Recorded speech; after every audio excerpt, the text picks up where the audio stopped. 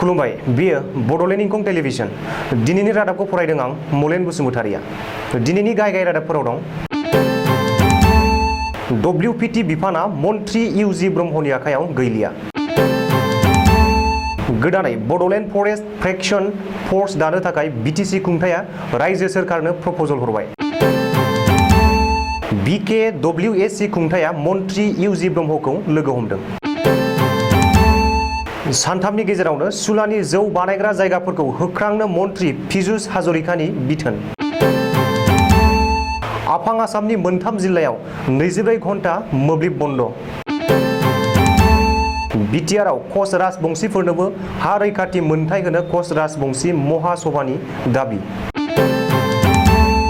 गोमाना थानाय हाग्रा बिफाननि मावफारिया वाहिदुरनि गोथै सह बोखांबाय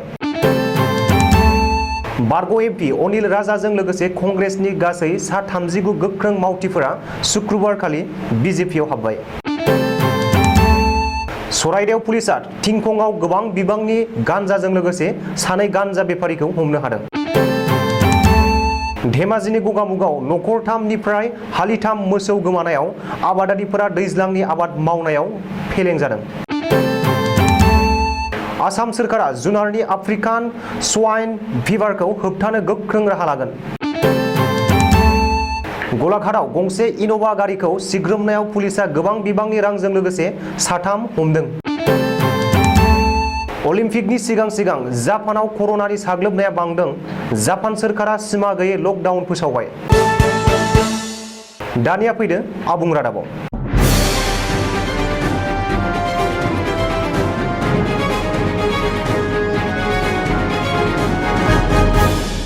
हिमन्त बिश्व शर्मानि केबिनेटआव सोलायसोल' सानै केबिनेट मन्त्रिनो गोदानै जरखा बिबान होनाय जाबाय रायजो बेंगिरिनि बिथोन बायदि आसामनि चिफ सेक्रेटारि जिष्णु बरुवाया गांसे नटिफिकेशन फोसावनानै सानै मन्त्रिनो बे जरखा बिबानखौ होदों बै सानै मन्त्रिफोरा जादों उरखावगोरा ब्रह्म आरो सोलोंथाइ मन्त्रि डक्टर रजन पेगु मख'नो गोनांदि बे समाव मन्त्रि उरखावगोरा ब्रह्मनि आखायाव गैला WPC एन्ड BC बिफान आसामाव WPC बिफानाव सानै मन्त्रि दंमोन BTC ओनसोलनि थाखाय उरखावगोरा ब्रह्म आरो BTCनि बाहेरनि थाखाय डक्टर रनज पेगु नाथाय उरखावगोरा ब्रह्मनि आखाइनिफ्राय WPT एन्ड BC बिफानखौ बोखांफिनना डक्टर रनज पेगुनो गथायनाय जाबाय बे समाव आसामाव सासेल' WPT मन्त्रि दंसै मख'नो गोनांदि मन्त्रि उरखावगोरा ब्रह्मनि आखाइनिफ्राय WPT एन्ड BC बिफानखौ बोखांफिनना लादोंब्लाबो रायजो सोरखारा गोदानै सोरजिनाय वेलफेयार अफ बड'लेण्ड बिफानखौ उरखावगोरा ब्रह्मनो होनाय जाबाय बे समाव मन्त्रि उरखावगोरा ब्रह्मनि आखायाव दं मोनथाम बिफान फारियै आखाइ इसान हा संरैखाथि आरो वेलफेयार अफ बड'लेण्ड बिफान बिटिआर हालामनि थाखाय जुनियायै हाग्रा रैखाथि बिफान दानो थाखाय BTC खुंथाया रायजो सोरखारनो प्रप'जल हरबाय बे बाथ्राखौ BTCनि हाग्रा बिफाननि मावफुं सोद्रोमा रनजित बसुमतारिया दिनै क'क्राझार जिल्लानि श्रीरामपुर हाग्रा बिफाननि मावख'आव मोनसे खौरांगिरि मेल खुंना बुंदों रनजित बसुमतारिया खौरांगिरि मेलाव फोरमायथिनाय बादिब्ला बिटिआरनि सिङाव थानाय मोननै हायुङारि पार्क मानास आरो रायमनाजों लोगोसे हाग्रा ओनसोल रैखाथिनि थाखाय गोदानै हाग्रा रैखाथि बिफान बड'लेण्ड फरेस्ट प्रटेक्शन फोर्स मुङै दानो थाखाय BTC खुंथायनि बिथिंनिफ्राय रायजो सोरखारखौ खावलायहरबाय बबेखानि बे गोदान रैखाथि हान्जाया बड'लेण्डनि थाखाय दाजानायनि लामायाव आरो बेयो जाफुंमारोब्ला बिटिआर हालामनि 1500 सा लाइमोनफोरखौ बड'लेण्ड फरेस्ट प्रटेक्शन फोर्सआव थिसनथाय होनाय जागोन होननानैबो खौरांगिरि मेलाव रोखायै बुंदों हाग्रा बिफाननि मावफुं सोद्रोमा रनजित बसुमतारिया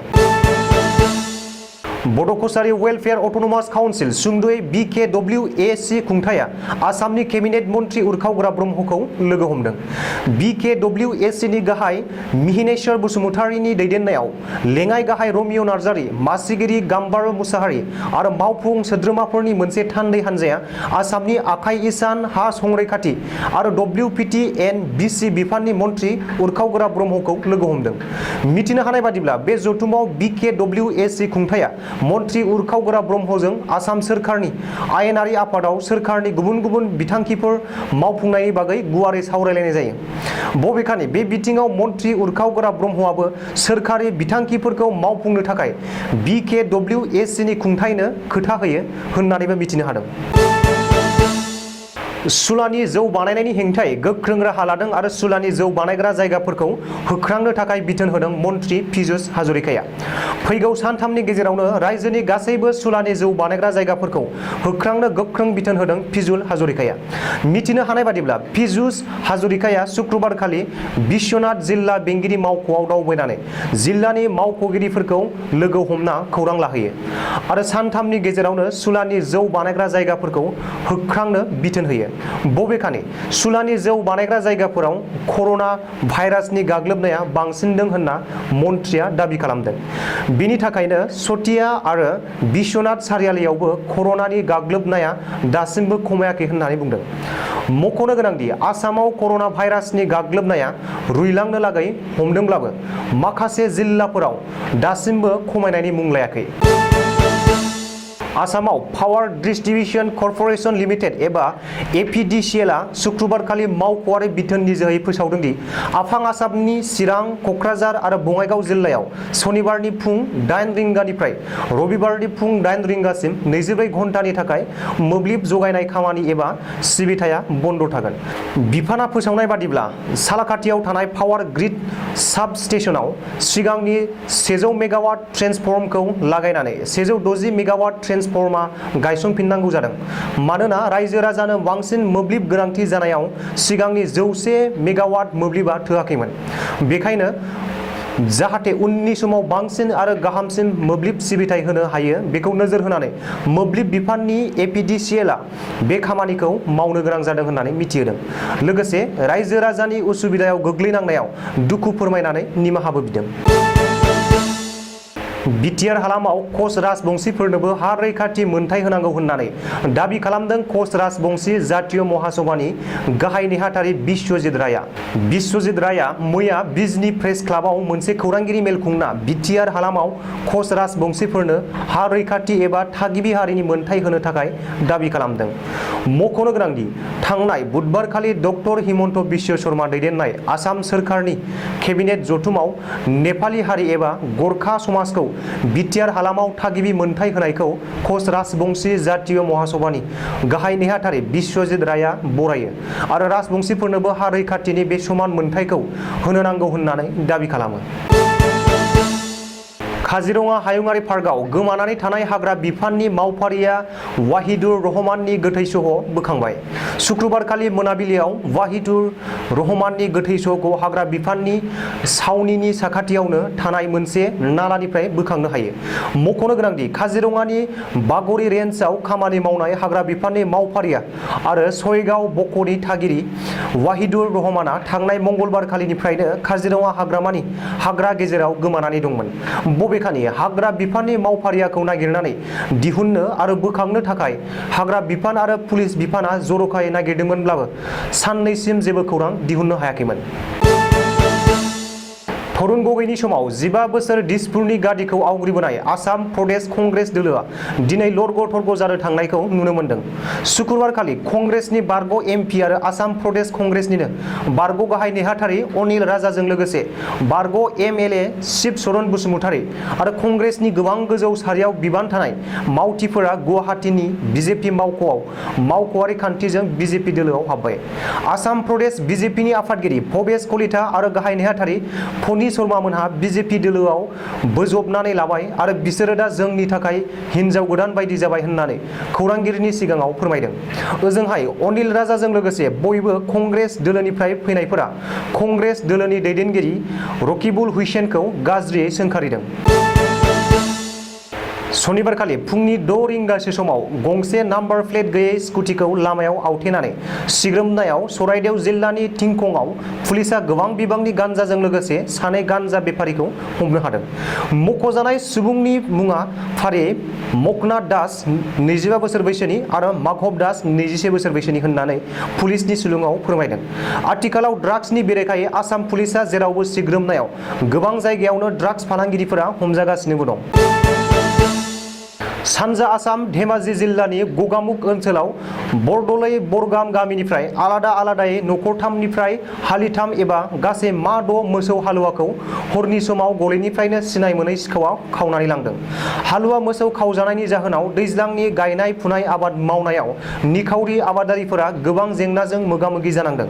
खावजानाय सुबुंफोरा खौरांगिरिनि सिगाङाव फोरमायनाय बादिब्ला सिखावा गलिनिफ्राय 1 एबा 2 किल'मिटार गोजान होलांनानै उनाव टाटा मबाइल एबा बलेर' पिक आप गारिजों दैखांनानै लाङो।